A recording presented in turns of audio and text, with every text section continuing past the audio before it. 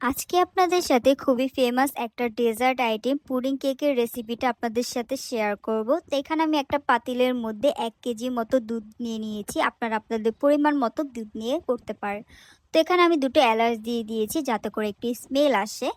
এতে করে কিন্তু খুব ভালো একটা স্মেল আসে। এরপর আমি এর মধ্যে কিছুটা দুধের গুঁড়ি দিয়ে দিলাম।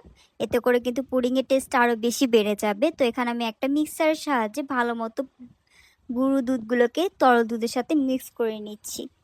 তো এরপরে আমি এর মধ্যে কিছুটা চিনি দিয়ে দিয়েছি আর একটু লবণ দিয়ে দিয়েছি যাতে চিনির যে টেস্ট এটা একদম ঠিক মতো আসে। তো আপনারা চাইলে কিন্তু চিনি পরিমাণটা এখানে বাড়িয়ে দিতে পারেন, আপনারা যে যতটুকু আসলে চিনি খান তার উপরে ডিপেন্ড করে। তো এখানে আমি দুধগুলোকে একদম আস্তে আস্তে করে জাল দিয়ে নিয়েছি।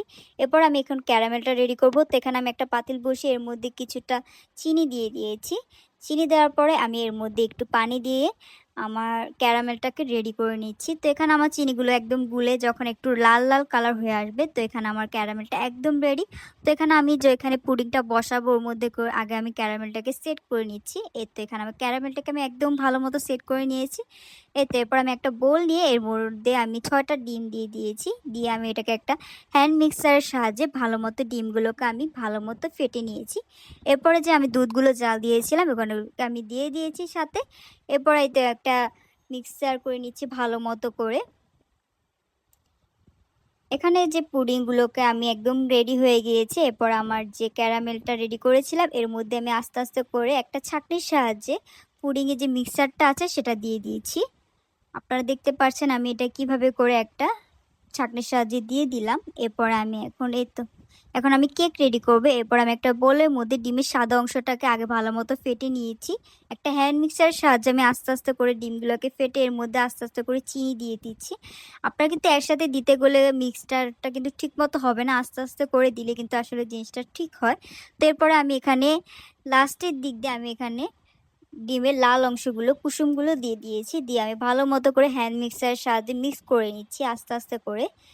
তো এখানে এই যে আমার একদম যখন একটু রেডি হয়ে আসছে তখন আমি এর মধ্যে কিছুটা সয়াবিন তেল অ্যাড করে দিয়েছি।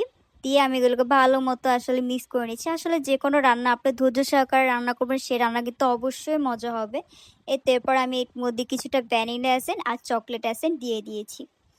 এরপর আমি এগুলোকে আরও ভালো মতো মিক্স করে নিচ্ছি। আসলে আপনি কিন্তু কোনো রান্নাকে যত যত সহকারে রান্না করবেন ততই মজা হবে। এরপর আমি এখানে একটা ছাঁকনির মধ্যে 2 কাপের মতো ময়দা আর কিছুটা কোকো পাউডার আর অনেকগুলো দুধের গুঁড়ি দিয়ে দিলাম। এতে করে কিন্তু কেকের টেস্ট কিন্তু আরও বেড়ে যায়। দিয়ে দেওয়ার পরে আমি এর মধ্যে কিছুটা কর্নফ্লাওয়ার অ্যাড করছি। এতে করে কিন্তু কেকটা কিন্তু আরও বেশি সফট হয়। আপনারাও কিন্তু এটা ট্রাই করে দেখতে পারেন। এরপর আমি এই মিক্সারটাকে একদম ভালো মতো মিক্স করে নিচ্ছি। আপনারা দেখতেই পাচ্ছেন কেকের মিশ্রণটা আমি একদম ভালো মতো একটা মিক্সারের সাহায্যে মিক্স করে নিচ্ছি। এই তো এখানে আমার আমি যে পুডিংয়ের ইয়েরটা বানিয়েছিলাম তার মধ্যে আমি এবার কেকের মিশ্রণটা দিয়ে দিয়েছি। দিয়ে এরপর আমি এখানে একটা পাতিলের নিচে একটা পা বসিয়ে দিলাম। বসিয়ে দিয়ে এরপর আমি এটাকে ঢাকনা দিয়ে রেখে দিয়েছি। এই তো দেখতে পাচ্ছেন আমার কেকটা কিন্তু একদম পারফেক্টলি অনেক বেশি ফুলে গেছে, অনেক বেশি সফট হয়েছে। এই তো আমি এখানকে ঢেলে নিয়েছি পুডিংটা। আমার পুডিংটা দেখেই তো খুব লোভনীয় মনে হচ্ছে না? অবশ্যই কিন্তু আমাকে কমেন্ট করে জানাবেন। এই ছিল আমার আজকে পুডিংয়ের রেসিপি।